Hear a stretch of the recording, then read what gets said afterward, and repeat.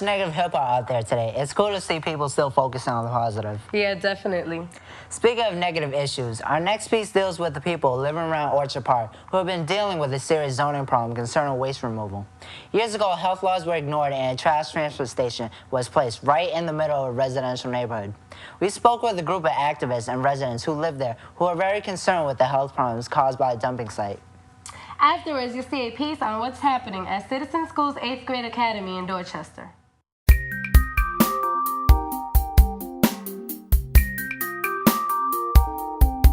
In the neighborhood of Orchard Park, you would never suspect that a block down the street there is a waste transportation site. The dump is near Dudley Square, which has the highest rate of asthma in all of Roxbury. How did this waste transportation site end up in Roxbury, and how do people feel about it even being there?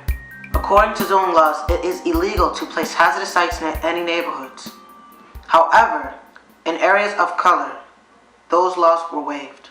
Press Pass TV spoke with Marina from ACE, Alternative for Community and Environment, a group that helps out the Roxbury community. Well, REAP does what we call a toxic tour of Dudley Square. And what we do is we show you things that you see every day, like abandoned buildings or nail salons or car repair shops.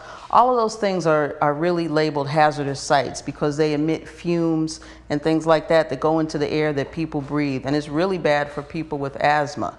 And so one of the things that we talk about on the tour is the Jetaway dump that is over by Orchard Gardens development.